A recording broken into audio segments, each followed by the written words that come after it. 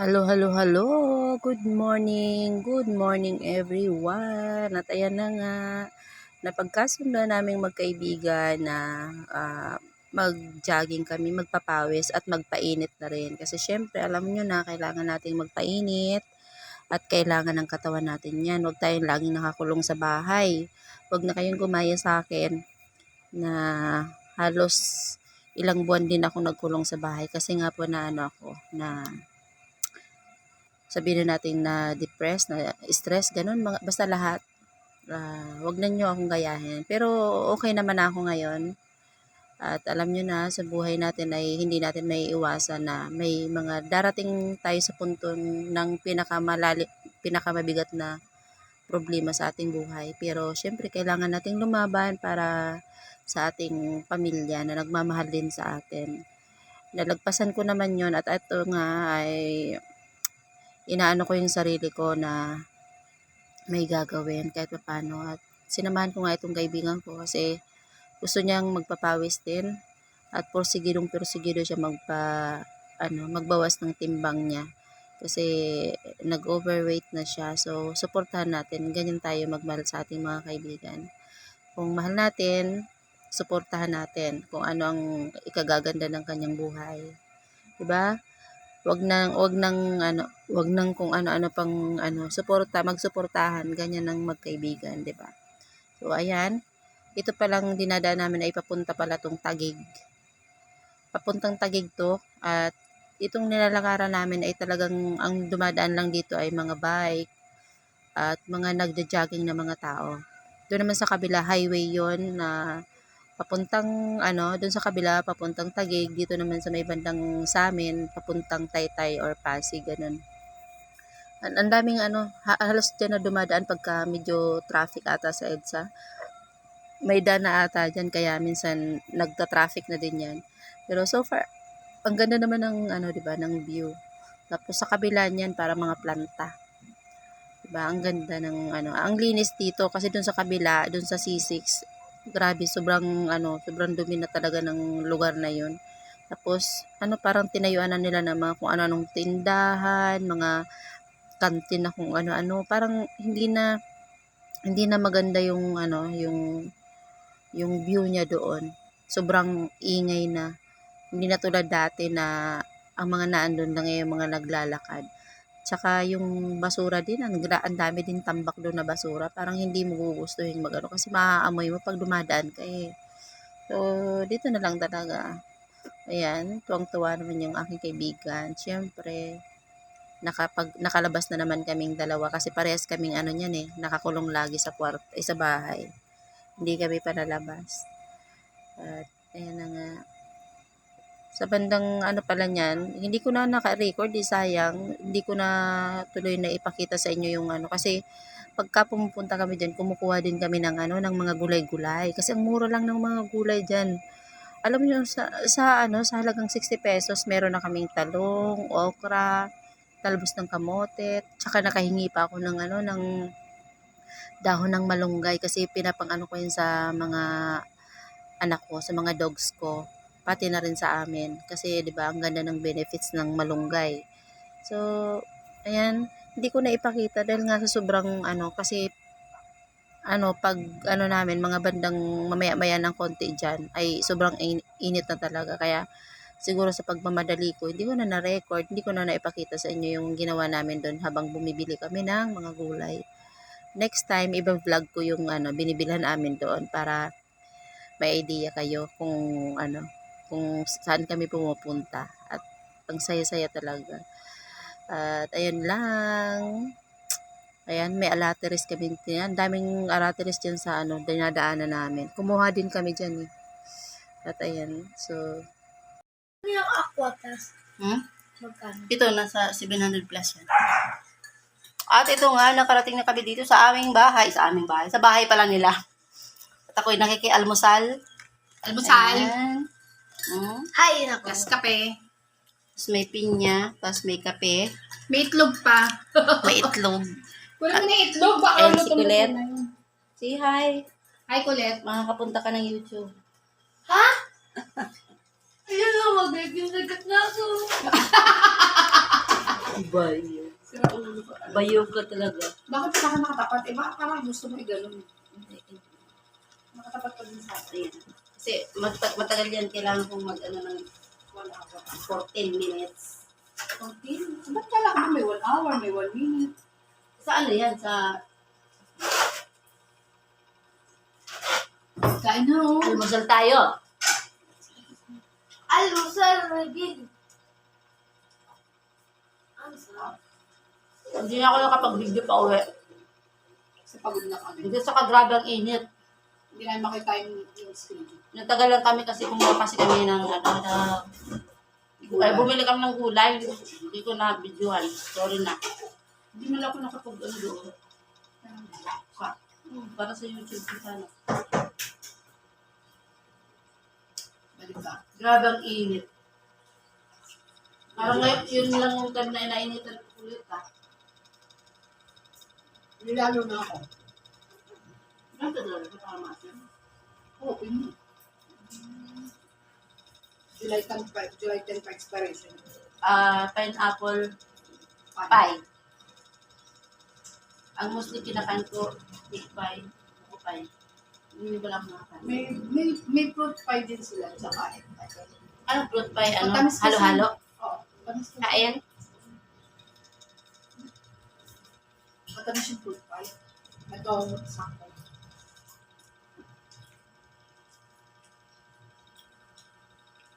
Ano? Vlogger pala to si Ate. Oo. Para wala saka lang ano kasi Hmm? ilang grams ng sugar. At inay mo, may YouTube channel na vlog. Tagal na Kasi na. mo, apong pa yan, isa lang bawas ko. Yung gusto ko pang wagaro. Ang problema, kailangan nito may freezer ka. Ay, may ano, ref. Hindi, hindi siya pwedeng wala sa kasi Ah. sira siya. Or, kailangan pag nabili mo, kainin mo na agad. Ito, wala kang ref. 3 days, wala sa rep. Pero magpapagusto O ka wala hindi. sa rep. Yung ganito, 3 days? Wala sa rep. Pero magpapagusto. Kasi Napasok na. na. Mahal na. First time ko makakain ng ano, pineapple pie. Na hindi galing sa bakery. Pineapple pie na hindi galing sa bakery. Sarap, diba? Saka hindi mo, ano, gusto nga na hindi madalas yung crust niya. Kaya yun ang gusto ko. Dati, nung nakain ako paggabi, pangbaon ko siya sa merienda ko. Mag-download ka ng may fitness pal. Matatrack mo yan, isang slice ng, ano, ng pineapple pie, kung ilang calories meron ito. Counted mo na yan sa 1.5 mo. Bawa ito is 350 calories. O may ilang ka pang Kasi tira. 1-1. Yun lang dapat hanapin mo. Ano, kumain ka ng rice ngayon. Hindi ka hindi ka mag-aalala. Kasi naratrack mo siya. Kahit anong pagkain na andun. Kaya lang, kailangan mo din bumili ng ng kiluhan. Alam na. Meron ako yung maliit. Ayun o. Yung pang grams. Grams lang. Pangkain. Oo, pang pagkain. Ayun o. Pero ako yun, yung maliit lang ang galing yung Halimbawa, ganito. Isang kikiluhin mo. 350 grams. Buko pie, pineapple pie, 350 grams. Yung ilang calories. Para alam mo, matatrack mo yung pagkain mo. Wala niyo kung anong oras po malatapos po sila dadakilin. Tulog na ako. 12. 12 Kamusta? a.m. Kamusta? Hindi, nag-inom na sila. Naiwan pang ito yung nagla. Malapit lang naman po yung bahay niya. Mamaya punta tayo doon. Saan? Doon tayo makikain. Saan? Kailangan natin ng pangampas? Bakit? Di ba yung paglabas dyan, yung may parang ginagawang bahay, tapos baka kayo harap, doon din sila nakakuha.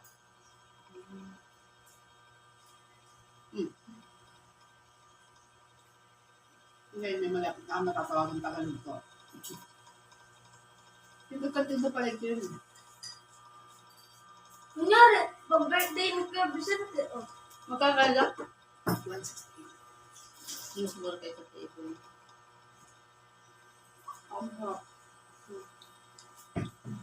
Hindi siya tinipid. Naman sa Ang gusto ko lang kaya ibo na yung egg pie.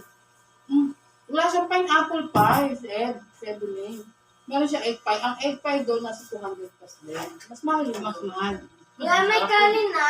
Masarap yun. Mapapapakot. Hoy, kayo magkakain kayo. Ako mag-itlog lang. Sa Ito bakery. nga lang yung kakain Saan mo. ka nito? Saan doon?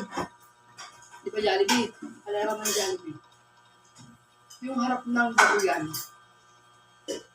Ma, ito na yung Nakaisa ka na, tama na.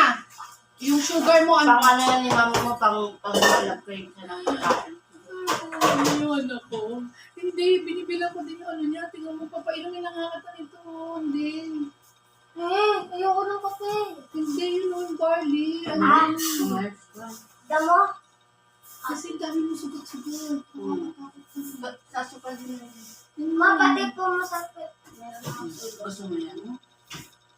Mas pogi ka. Hindi ko makikita. Feeling ko, ay, madumi dito. Ano yung Kasi lang? makasugal yun. Makasugal. Kaya kain ka na. Ay, ano yung, hintayin mo magsabi ko kami. Ngayon pa lang nagsasabi. Mm. Alata ba na hindi kami nagkakainan ng kanin? Walang kanin. Yung ganitong kain mo, isang piraso lang, hindi ka pa ano? Tama na yun. Nakain ka pala ito. Nakain mo ngayon. Pinakain kita ng cake kahapon. Kasi marami pang kakain maghapon pa, ang dami pang kakain. Mamaya gulay tayo na. Gulay tayo. Maraming gulay tayo. Doon po tayo makita na diyan.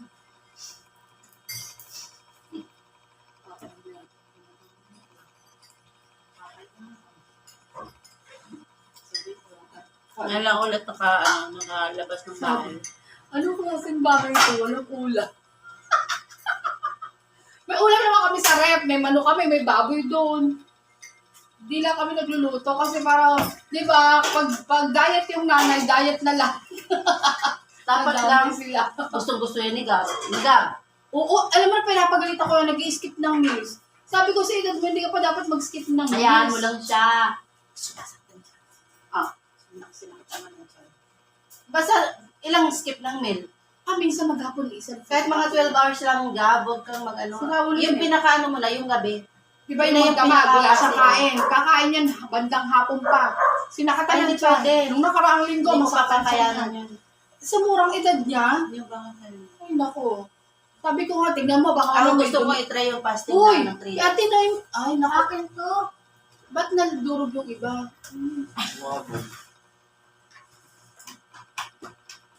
Itlog. 12, ano yung, halimbawa, hindi ka na kumain ng alas 6 or ano. Doon naman kami kumain eh, alas 5, alas 6. Oo. Bukas ka na Kinabukasan ng mga alas 9, pwede na siya kumain alas Oo, 8. ganun.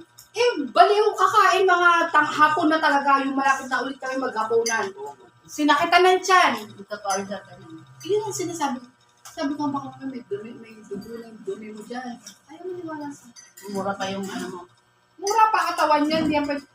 Sabi ko, hindi ka naman namin pinapagutom. Ang dami pwede yung doto. Ang dami pwede yung ano, may ulam sa akin. Kaya na sinasabi ko kay Andro. Sabi ko, pwede ka naman magsabi, anong merienda natin? Hindi ko lang ganyan si Andro. Sila hindi ang magtatanong, pero ito mga palmukha. Kung kailan lang yung almusal, kung anong nandiyan ng almusal, kakain din siya. Pag yung mga merienda or ano, hindi mo lang yan sa ma'am, pabilin man ako. Ang nagtatanong dito ng merienda yun, eh. Lalo pag may dawa-daan ng maruya. Actually, hindi dapat mag-merienda tayo. Gusto ko mag-durian. Gusto niya pa maruya. Tapos donut. Pero mga isang peraso, mga isang ismi lang. Pwede na siguro ito.